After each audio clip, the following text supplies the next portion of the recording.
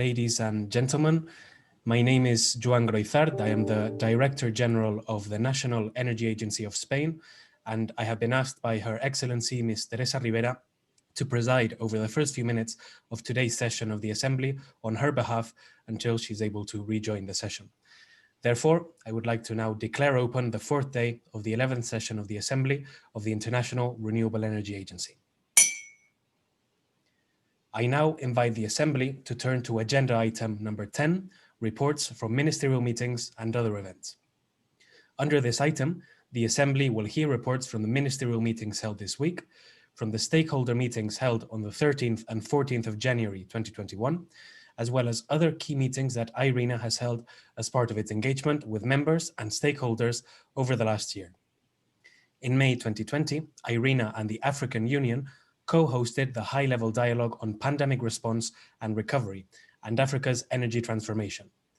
I now invite Mr. Wisdom Ahaya Taku Togobo, Director of the Ministry of Energy of Ghana, to report to the Assembly on the discussions.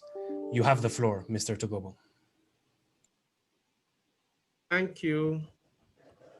I am pleased to report to you on the outcome of the high-level dialogue on pandemic response and recovery and Africa's energy transformation, held on the 20th May 2020. The high-level dialogue was hosted by the African Union Commission and Irena through a virtual meeting. We had a very interactive session with ministers, development partners, financing institutions, as well as international organizations over actions needed to be considered to advance the transformation of energy systems in Africa, given the experience in the face of COVID-19. Mr. President, the COVID-19 pandemic has set off a unique global emergency that is affecting economics and livelihoods worldwide. Trade and commerce at regional and national levels across Africa have declined. Energy utilities face lower revenues, necessitating action to shore up financial viability amid the pandemic. While the manufacturing, construction, and service and retail activities face substantial shrinkage, project development, notably on energy assets, is largely delayed due to constraints on procurement and the movement of personnel. Mr. President, while the priority is to protect people and combat the outbreak, countries are also taking action to protect their economies, prepare for the period to follow, focus again on development priorities, and resume sustainable economic growth. These immediate actions taken by governments include emergency income grants for citizens, economic stimulus and relief package to rescue the key economic sectors, tax reduction and subsidies to households, continued provision of electricity to the most vulnerable population, free of charge water supply to all citizens, and expanded health center network powered by standalone solar systems. The high-level dialogue recognized that renewables can provide valuable leverage for countries, notably in the terms of affordability, cost competitiveness, decentralization, local innovation, and of the rapid expansion of energy access as part of the continent's COVID-19 recovery. And moving forward, Africa could become a global energy powerhouse. Nevertheless, Mr. President, accelerating access to energy remains a priority for the continent and fundamental obligations for governments. In addition, the energy, water, food nexus along with information and communication technology leakage, provides a clear focus for innovation. Additionally, each national policy and all harmonized policies ought to ensure alignment with Sustainable Development Goal, SDG, the African Union's Agenda 2063, and international climate action objectives. In conclusion, Irena's long-standing engagement with Africa and its excellent work addressing these key issues were highly appreciated. The participants also expressed their wish for the agency to continue and further scale up its technical support to contribute to the African energy transformation. Thank you, Mr. President. Thank you, sir. Moving on with the agenda then. In June 2020, Irena and the Alliance of Small Island States co-hosted the SIDS high-level dialogue on accelerating the energy transition in small island developing states to stimulate the post-pandemic recovery. I now invite His Excellency Mr. Hussein Rashid Hassan, Minister of Environment and Energy of the Maldives, to report to the Assembly on the discussions. You have the floor, Excellency.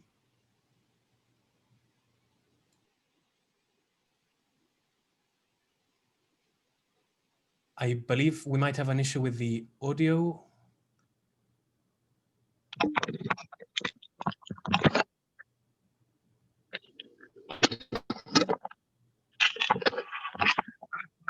Thank you very much. Due to an emergency, Minister Dr. Hussein Rashid Hassan is not able to give this, so he had to leave early. He sent his apologies to the Assembly, and on behalf of him, I'm reading his statement. Thank you. Mr. President, Excellencies, distinguished participants, ladies and gentlemen, I am honored to report to the Assembly on the two SIDS high-level dialogue and took place virtually in 2020. Accelerating energy transition in small island developing states to stimulate post-pandemic recovery that was held on 1st June 2020 and organized by Irena in collaboration with Alliance of Small Island States, AOSIS. Second, energy transformation in SIDS towards sustainable and climate resilient post-pandemic recovery that was held on 20th September 2020, organized in coordination with the government of Denmark and Ethiopia. The dialogue facilitated rich, informative, policy relevant interactive discussions between heads of states and governments, ministers of SIDS and high-level representatives of development partners, focusing on the impacts of the COVID-19 pandemic on SIDS and to stimulate climate resilient post-pandemic recovery efforts through an accelerated energy transition that is supported by international cooperation, multilateralism and partnerships. This will assist SIDS in meeting their commitments to UNFCCC and Paris Agreement, as well as the Agenda 2030 for Sustainable Development. The pandemic has disrupted the international supply chain, altered economies, and exacerbated the burdens of the ongoing climate crisis on SIDS. The pandemic has also emphasized the importance of energy, water, food security, strengthening SIDS resilience, and responding to emergency health and climate crisis through energy transformation. SIDS reiterated the need of customized and centralized approaches to move out of this unprecedented crisis, while enhancing international solidarity to support the massive scale of investments enabled by financial resources, transfer of technology, and capacity building. SIDS highlighted the need for tailor-made climate financing packages in order to address the current reality of climate emergencies. There is also a need to improve innovative financing mechanisms dedicated to low-emission climate resilient investments. SIDS also highlighted the importance of transferring appropriate technologies and strengthening capacity in order to support the greening of island economies and to address the nexus renewable energy and water, food security, health services, digital transformation, tourism, education, as well as the electrification of the transport sector. Finally, SIDS recognizes the strong, durable, and genuine partnership play a crucial role in accelerating energy transformation in SIDS. To this effect, SIDS acknowledge the continued support provided by the development partners and the other multilateral organizations. SIDS also acknowledge Irena's role as the coordinator of the SIDS Lighthouse Initiative, which continues to support SIDS economies through energy transformation. I thank you.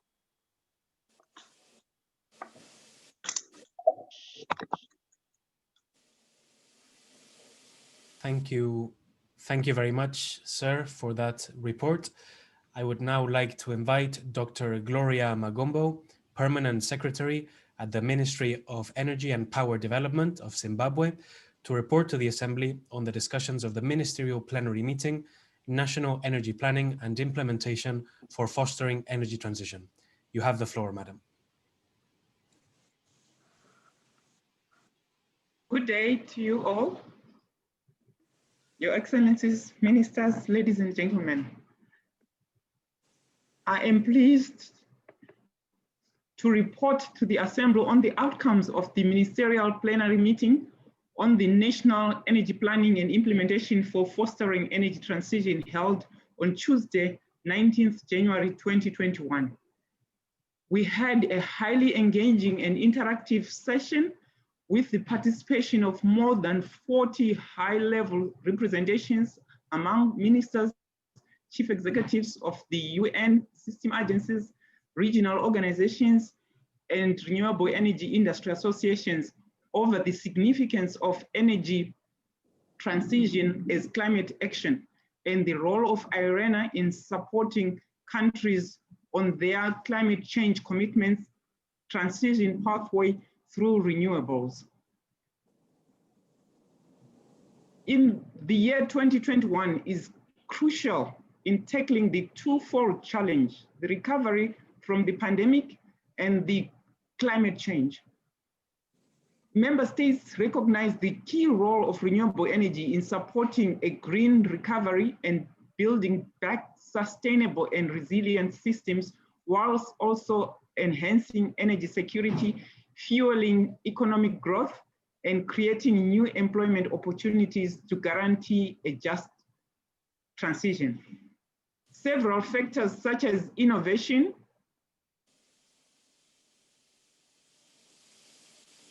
and cost reductions are creating new opportunities to achieve more ambitious targets for the mitigation of greenhouse gas emissions in the energy sector.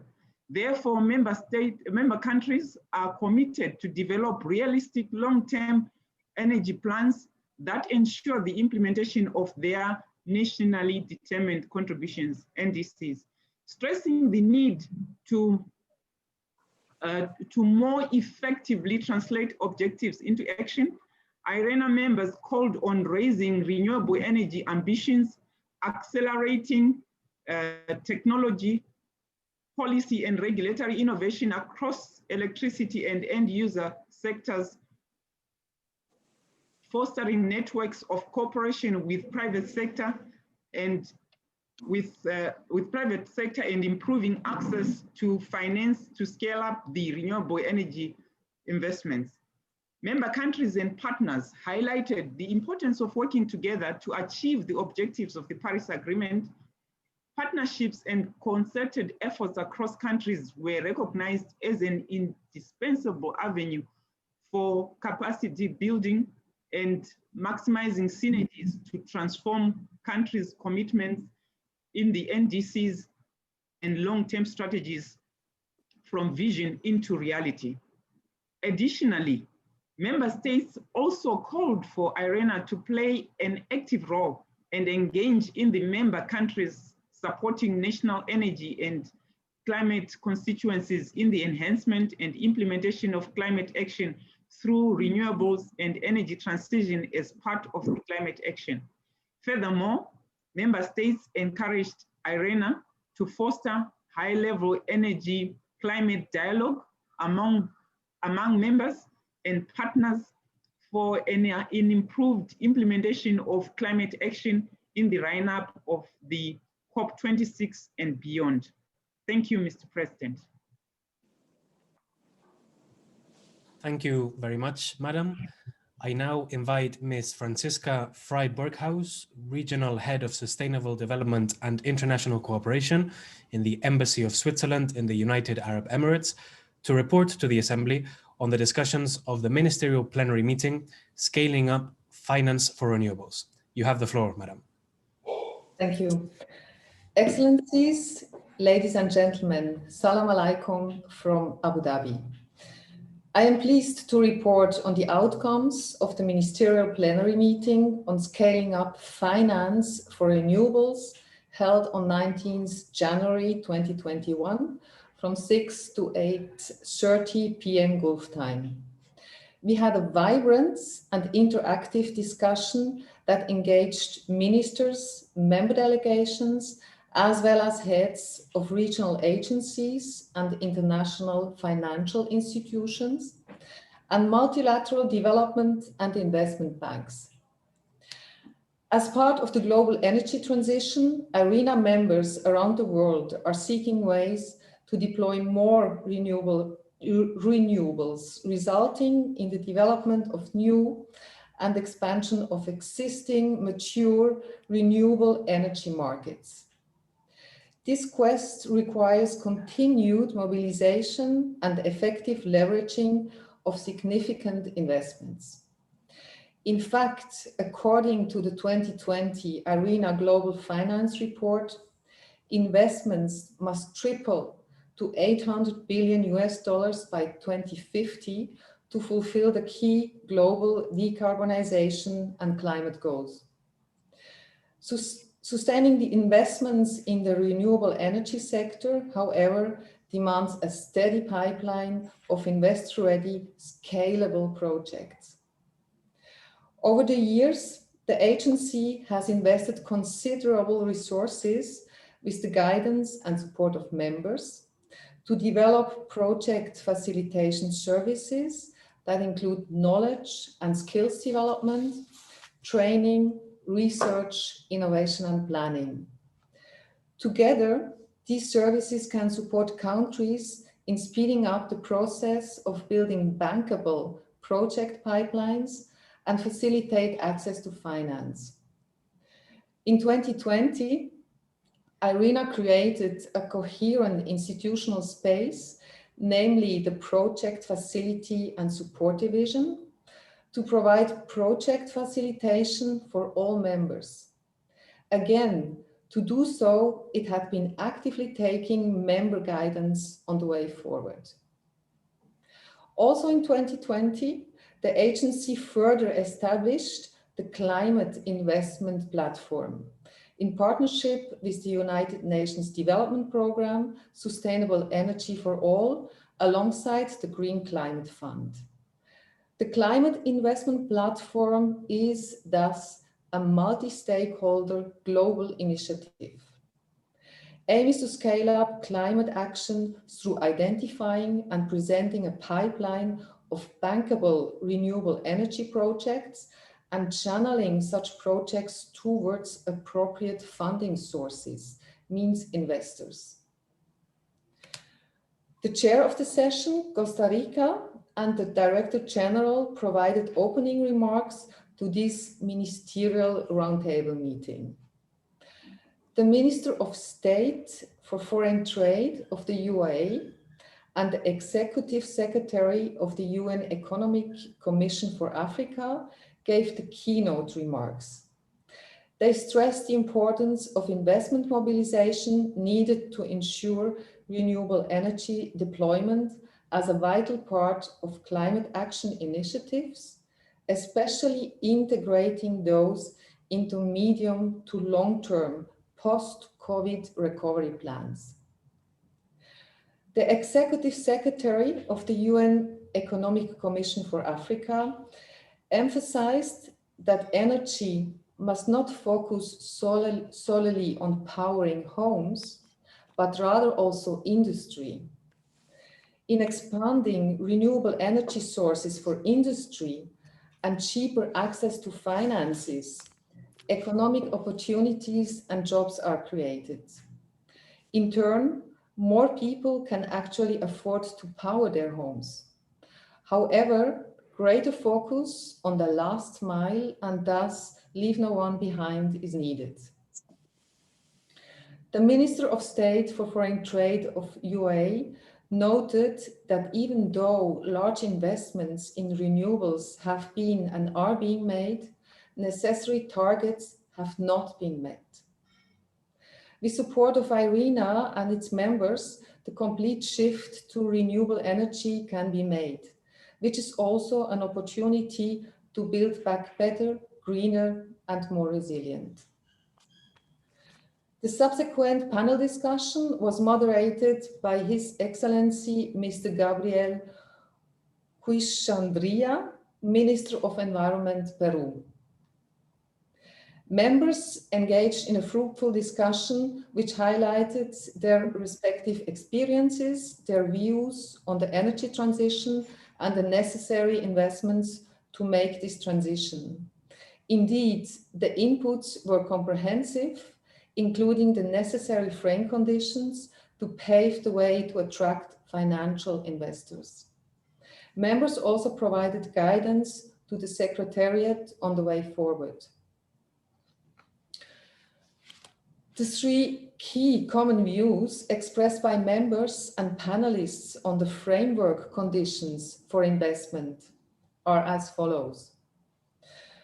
First, all members noted the importance of stable and predictable policies and regulatory environments to attract renewable energy investments. In fact, transparent procurement procedures, land tenure rights, and clear national targets are among inherent factors. It was suggested that advances should be made in improving regulatory capacity. This ultimately lowers investment risks and makes capital more readily available. Second, in the same spirit, members noted the unequal distribution of investments. To counter this, work has to be done to make the renewable energy investment climate in many countries more robust. Investment in human capital is crucial to create an ecosystem of quality players for a market worth to invest. Thus, capacity enhancement across the entire pipeline, from planning to maintenance, is key. Panelists also highlighted the crucial importance of comprehensive and cutting-edge financial solutions that engage with principles of inclusion. In line with previous interventions of the 11th Assembly, it is important to consider notions of justice throughout the process of supporting the energy transition. Some of the common ideas regarding investments in renewables are as follows. Point one, members highlighted the role of domestic financial sectors as paramount for leveraging private and foreign investments. The financial and investment architectures of renewable energy funding should engage institutional investors, central banks, ministries of finance, national development bank, and commercial banks. The contribution and inclusion of such local financial institutions is paramount to develop cutting-edge de-risking instruments, provide funding, but also for the medium-term capacity building focused on renewable energy finance. Second, member and participants reiterated that in addition to being environmentally beneficial, the cognition that investing in renewables is also economically highly beneficial, as renewable energy is more affordable than fossil fuel sources, must become stronger. In addition, it creates high quality jobs, drives economic growth, and creates an opportunity to further enhance inclusion, for instance, of women, youth, and vulnerable groups. Third, the availability of sound financial instruments like concessional funds with local financing institutions, credit guarantees for enterprises, green bonds, pension funds, safeguard assessment methodologies to ensure bankable projects are just a few of the concrete suggestions for scaling up financial investments. Some of the common themes of members' guidance to Irena are as follows. We acknowledge that the COVID and the climate crisis are two sides of the same coin. They both impact lives, biodiversity, social coherence, economies, and sustainable development. We therefore encourage Irena to continue its leadership on sustainable energy transition and investment facilitation role in the post-COVID response and recovery context, with the objective to build back better, greener, leaving no one behind, and more resilient. We note that the number of countries that have committed to scaling up renewable energy investments and net zero continues to increase.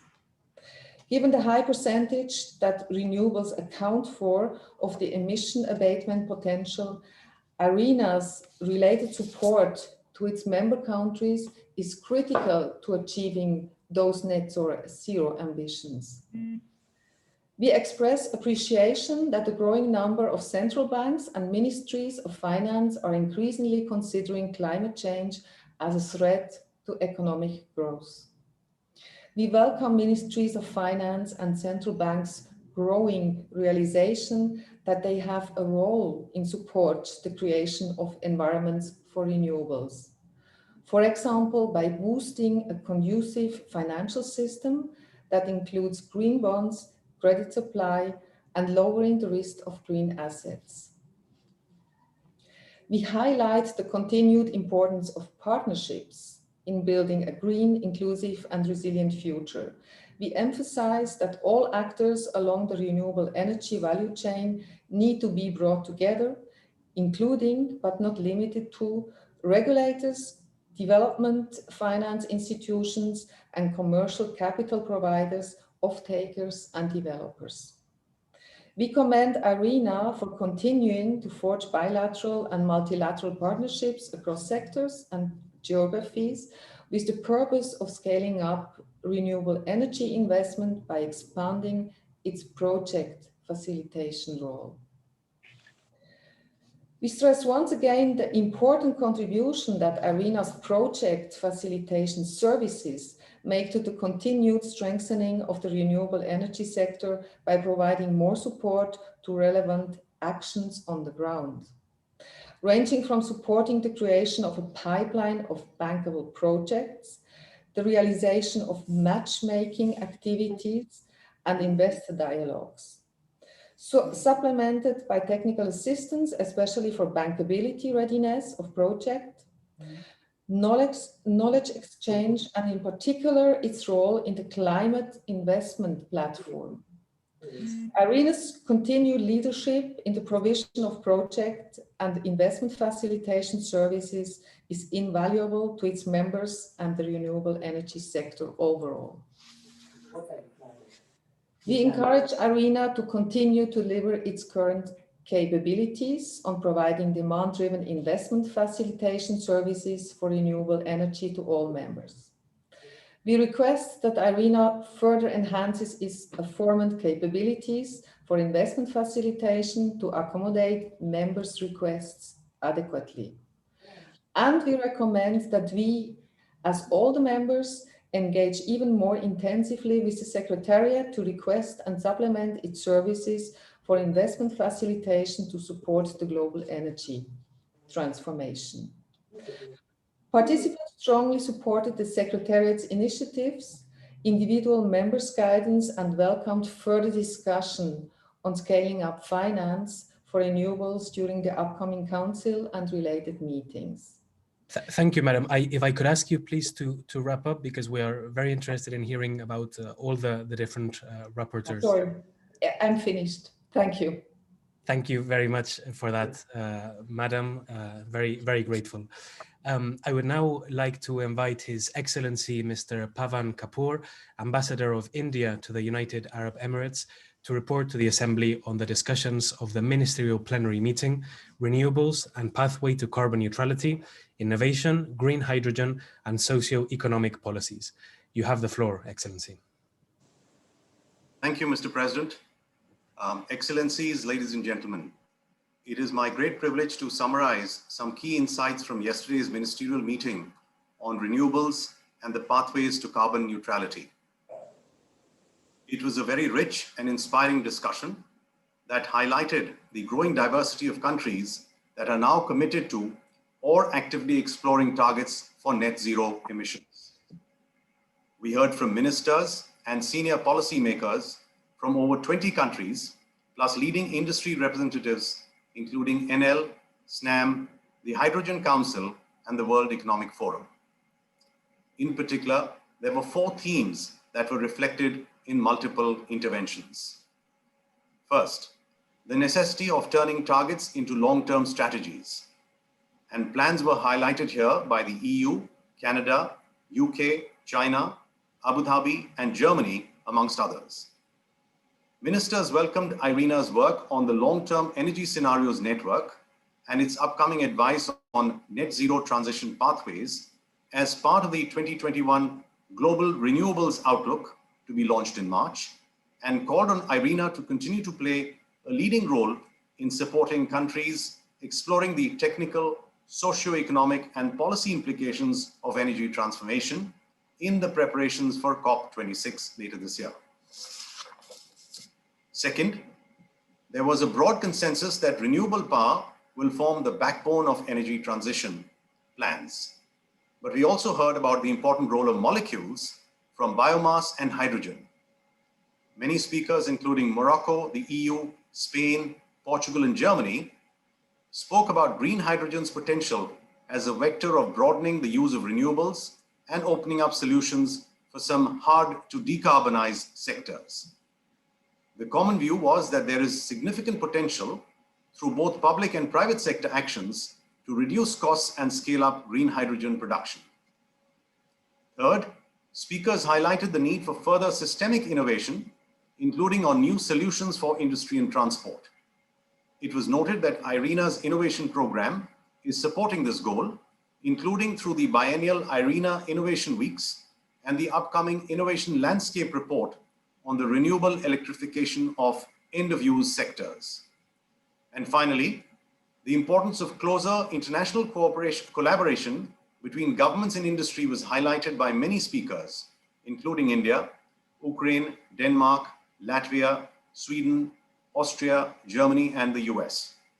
Speakers emphasized the cross-border nature of many challenges and the need for closer collaboration on enabling conditions such as trade in green fuels and common standards. The establishment by Irena of collaborative frameworks, including on green hydrogen, as inclusive platforms for driving public-private action was strongly recommended. Ladies and gentlemen, in conclusion, setting ourselves on a pathway to carbon neutrality is clearly a massive challenge that will require rapid and sustained action on multiple fronts.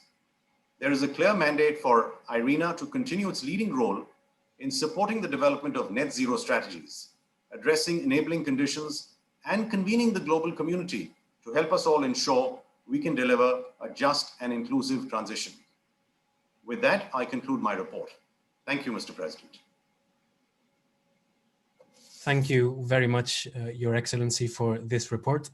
And I would now like to invite His Excellency Mr. Bashir Ismail Drogo, Minister of Energy, Burkina Faso, to report to the Assembly on the discussions of the Ministerial Plenary meeting, driving the agenda for energizing healthcare. You have the floor, Excellency. Excellencies, distinguished participants, ladies and gentlemen, it's a pleasure to report to the Assembly on the outcome of the Ministerial Plenary meeting on driving the agenda for energizing healthcare held on Tuesday, 19 January 2021. During the sessions, high-level representatives from both the energy and health sector represented their view on the critical role of energy for electrifying healthcare facilities and share experience on successful deployment of off-grid renewable energy solutions to provide reliable and clean electricity to health centers, particularly in remote and rural communities. The participants have also expressed how the nexus between renewable energy and healthcare services acquire an even greater importance during the ongoing pandemic, and how it can help health system fight back against the spread of the COVID-19, particularly reinforcing the energy needs for vaccine storage and distributions. Key actions were highlighted for governments and partners to take this agenda further. First, nations need to adopt a nexus approach looking at energy in the context of health systems, water and sanitation, air pollution, climate, etc., and promote multi-sectoral collaboration. Public investment is essential to support widespread electrification of healthcare facilities, policies for market activation, and efficient channeling of donors' money to complement public funding remain key, and countries need to work towards enabling regulatory framework, investment risk coverage, and technological innovation to address access to energy in social sectors. The electrification of healthcare system is to be viewed as a holistic process instead of focusing on single element of health value chain. Effort aimed at deploying renewable energy solution to enable vaccine cold chain, for example, should be scaled up and integrated within a wide effort toward greening and powering healthcare facilities. Renewable energy, particularly solar PV, is an optimal solution for electrified facilities and facilities with unreliable supply. Technological innovations improve battery storage, greater efficiency of medical appliances, as well as more throughout redistribution of spare electricity can multiply the results. Increasing the quality of the data is a key step for informing decision makers, greater resource mobilization, and more robust electrification strategies. While members and institutions express keen interest in deepening collaboration with Irena on the nexus of renewable energy and healthcare, including through the Health and Energy Platform of Actions, they call for the agency to continue effectively engaging with both energy and health communities, supporting renewable electrification of health clinics, particularly in remote and rural areas. I thank you very much. Thank you very much, Excellency. I now invite Dr. Kande Yumkela, Member of Parliament of Sierra Leone, to report to the Assembly on the discussions of the 2021 Irena Legislators Forum. You have the floor, sir. Sir, I believe there's an issue with the audio. Honorable Ministers, distinguished delegates, I have the pleasure and honor to present the report for the 2021 Irena Legislators Forum. 100 legislators representing over 50 countries met to hold the 6th Legislators Forum hosted by the International Renewable Energy Agency on the 13th of January 2021 to discuss the theme Parliamentary Actions to Scale Up Renewable Investments, Renewable Energy as an Enabler of Services. Participants to the 2021 Irena Forum renewed their commitment as parliamentarians in promoting the deployment of renewable energy projects and supporting the scaling up of renewable investments to accelerate the achievement of sustainable development goals and the targets set by the Paris Agreement, but also with the goals of enabling a cleaner, more efficient and greener future for their countries while recovering from the COVID-19 pandemic.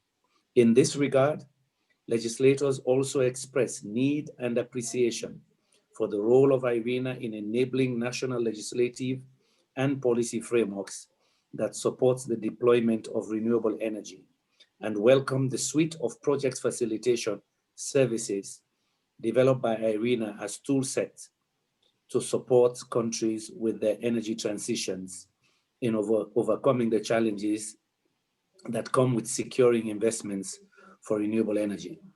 Legislators also recognize the need for multilateral partners to support countries in systematically and coherently addressing barriers to the achievement of a steady pipeline of investor-ready and scalable projects, while also tabling the opportunities that renewables can bring, especially in the current time and situation that countries are facing. Participants also emphasized that the shift to renewable energy-based energy systems requires the need to mobilize capital, not only from private actors, but also from institutional investors, such as pension plans, insurance companies, sovereign wealth funds, and foundations and endowments. It was highlighted by legislators also that the public funds have to prioritize investments to drive a wider structural shift and foster national and regional energy transition strategies as a decisive step in building resilient economies and societies. Parliamentarians encouraged Irena to further support dialogue and cooperation with parliamentarians and parliamentary associations, including regional and global interparliamentary associations, and facilitate, when possible, such collaboration to accelerate energy transitions. In conclusion, the 6th Irena Legislators Forum, the attending parliamentarians once again welcomed the Legislators Forum as an effective platform to facilitate a sustained and continued dialogue between Irena and parliamentarians and across parliamentary organization associations. They echoed their support for such dialogues to promote the formulation of evidence-based policies and mechanisms. Thank you very much. Thank you very much, sir, and thanks a lot to all the parliamentarians that have been working hard. Your role is absolutely crucial in the deployment of renewable energy solutions and access to a modern source of energy in many countries of the world.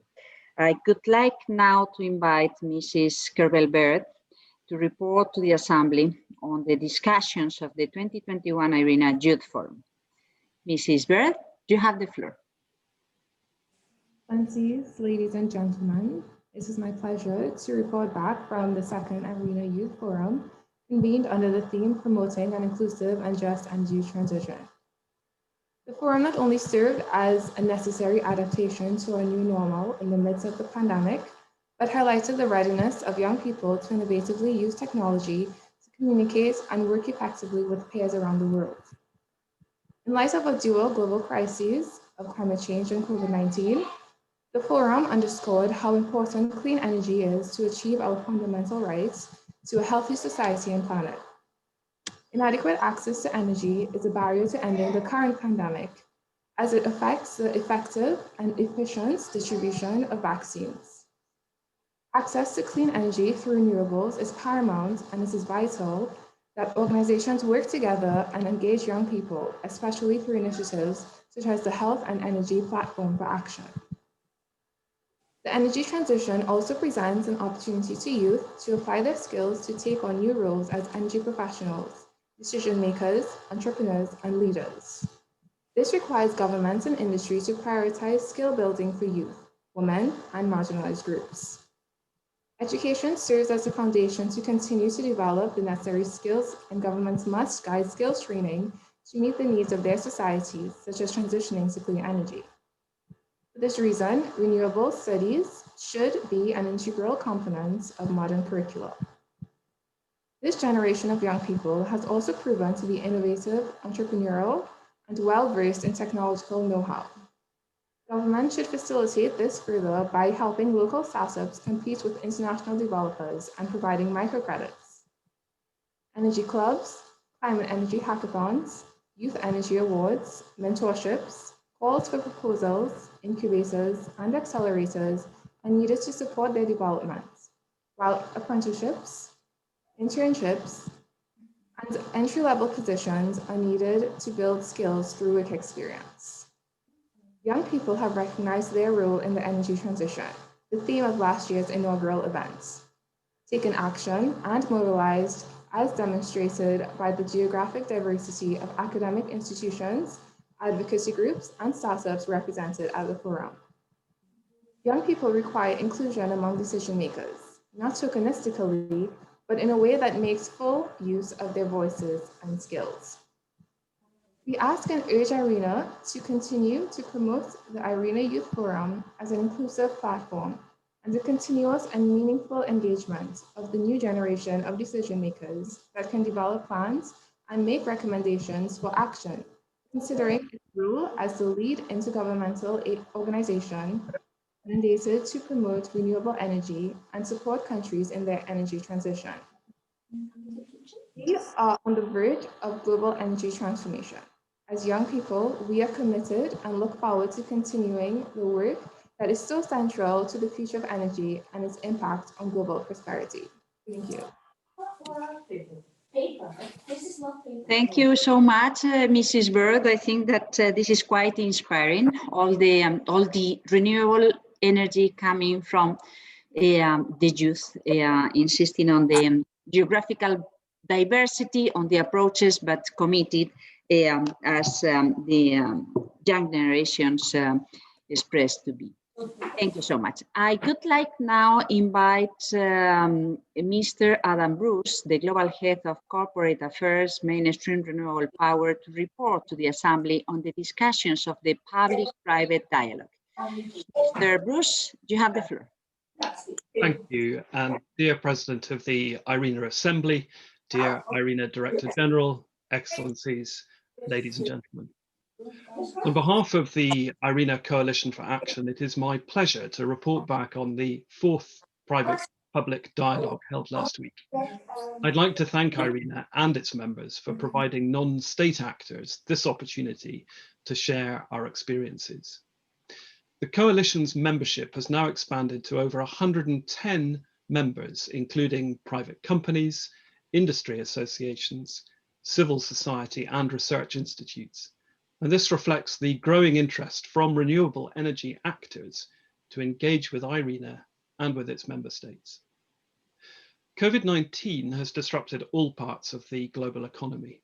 While the pandemic posed immediate challenges for the renewable energy sector, it also fostered innovation in the industry and demonstrated the strong resilience of renewables compared to fossil fuels. And this resilience in a global crisis confirms the urgent need to speed up the transition to renewable energy. Many countries have taken important steps to accelerate this by announcing more ambitious policies and measures, including net zero emission targets and green recovery programs. However, the Coalition remains concerned that many others have yet to act decisively to move towards a green post-COVID recovery. Renewable energy is the foundation for realizing a climate-safe future. Achieving a successful transformation will require governments and the entire energy industry to be on board. And with that, I'd like to highlight 3 key points from last week's public-private dialogue. Firstly, COVID-19 has brought forward peak oil demand forecasts, which have sparked a policy reset in many countries. However, to date, more than half of the total stimulus funds allocated to the energy sector have gone to fossil fuels. In a world where fossil fuel demand has peaked, this is a deeply suboptimal use of scarce resources, which run the risk of becoming quickly stranded. Secondly, the financial markets show us that investor appetite has shifted towards renewables. The global investment community is divesting from fossil fuels. This is a clear signal of where the future of energy lies. Now, governments need to implement decisive and consistent policies to leverage this investment and accelerate the transition through the adoption of forward-looking market design. Finally, delaying the energy transition will not only lead to stranded assets, but also stranded workers. A just transition requires government and the private sector to work hand in hand to ensure that workers and communities are not left behind. Given the right policy framework, we can be confident that an accelerated transition can be made just and fair. We know that for every $1 million invested in renewables, 3 times the number of jobs are created compared to the same amount invested in fossil fuels. So, ladies and gentlemen, the pandemic has led to behavioral changes, including the way in which we act and the way in which we engage with each other. 2020 has been a game changer for the global renewable energy sector.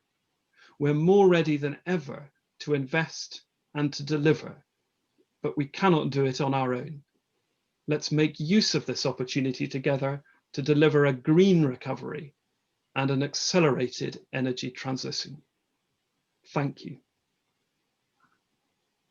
Thanks to you. It's quite important to promote this public-private, not just dialogue, but also operational decisions as you are doing and promoting. Thank you so much for your comments, summary, and remarks. And now I would like to invite Her Excellency Dr. Nawal Al-Husseini, the permanent representative of the United Arab Emirates, to report to the Assembly on the discussions on the UN Food System Summit and the UN High-Level Energy Dialogue in the Irena Abu Dhabi Sustainability Week. Dear Nawal, it's a pleasure to see you, even if it is only on the screen. The floor is yours. Thank you so much, Madam President. Lovely to see you, and congratulations on the presidency. I'm pleased to provide you with a short update on yesterday's joint ministerial meeting between the United Nations Food Systems Summit and the United Nations High-Level Dialogue on Energy. The 2 summits will take place in September in New York, and yesterday's meeting, which was co-hosted by the UN, Irena, and the United Arab Emirates, was the first co-convening of the preparatory processes, representing a significant contribution by Irena to ensuring coherence across international platforms. The event attracted nearly 1,000 delegates and 40 speakers, from ministers to private sector executives and youth delegates. Ladies and gentlemen, the agriculture sector accounts for nearly 1/3 of all energy consumed and 25% of global emissions. At the same time, the lack of energy access undermines food production and security, notably for the 500 million smallholder farms worldwide and 2.8 billion people without clean cooking access. The lack of reliable cold chain, for instance, is responsible for 23% of food losses in emerging economies. The participants in yesterday's ministerial meetings accordingly made very concrete proposals on potential summit outcomes with simultaneous food, energy, and climate benefits. A full list of those proposals will be compiled and circulated shortly to Irena and UN delegates, but some of those proposals include connecting every mill and agro-processing facility in sub-Saharan Africa to renewable energy by 2030, a doubling of R&D on climate smart agriculture within 5 years, increase of food yield by 30% by 2030 without increased carbon emissions, such as through indoor farming powered by renewable energy, carbon neutrality of the fertilizers industry by 2040, expansion of pilots that offer financial rewards and carbon credit sales for small farmers who adopt renewable energy, expansion of direct application of geothermal power to food production and processing, raising an additional $10 billion of investment in 3 years for sustainable agtech with energy and carbon benefits, 50% reduction of post-harvest food loss by 2030, facilitated by prioritization of distributed renewables in areas with high loss rates, a network of centers of excellence for cold chain, mainstreaming targets for reducing post-harvest food loss into nationally determined contributions, earmarking 50% of funding for women-led projects and 30% for youth-led projects, establishing food energy collaboration accelerators in 10 countries in 2 years. So to achieve these proposals, the participants emphasize the importance of enabling policies, tailored financing schemes for SMEs and consumers, fostering technology and delivery model innovation, strengthening public-private partnership, deepening cross-sector collaborations and knowledge sharing, and finally, ensuring engagement of women, youth, and indigenous communities such as no one is left behind. The co-host also announced that they are forming a small working group to ensure coordination on joint food energy outcomes for the summits in September, as well as COP26 in November. Thank you. Thank you so much, Dr. Nawal Al-Husseini, and thank you also for this working group and the commitment, the engagement to keep on identifying new ways to accelerate these synergies in the good sense for the sake and for the comfort of so many. Now, I would like to invite to take note of these reports and invite to the Assembly to tell us, to confirm that the reports presented under this agenda item are properly included in your understanding as a group. So do I take it that the Assembly wishes to take note of all these reports? I hear no objection, so it is decided. Thank you. This concludes our consideration of agenda item 10. And now I invite the Assembly to resume its consideration of agenda item 5, annual report of the Director General on the implementation of the work program and budget for 2020-2021. As you may recall, we took up this item on Monday, and it was followed by member states' interventions.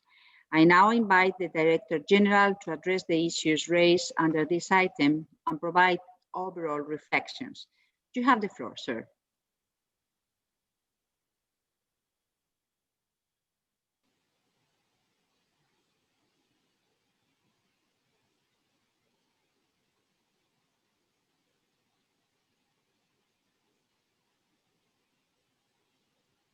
Dear Francesco, I think that your micro is muted.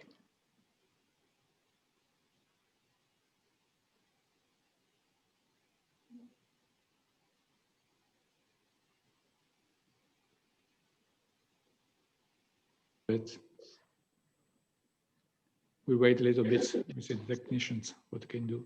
Now it's now better? It works. So it was not mine. My hands were still, so it was not myself. So let me first express my thanks to the membership for the active participation to this item in the agenda, and I feel really encouraged for the appreciation that had been expressed in intervention, especially focusing on how the agency have been able to overcome the difficulties coming from this complex and particular here. And I wish to share the satisfaction for this result with all the personnel of the agency that has been working hard to make this happen. I'm particularly satisfied for the appreciation that has been expressed by all members on the establishment of the collaborative framework. And I am particularly satisfied for two main reasons. One is that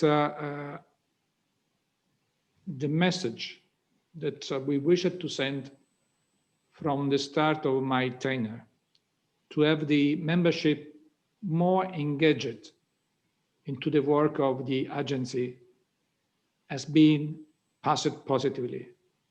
So my firm belief is that if the agency is to lead in the global agenda, this could be done only if the membership is effectively leading.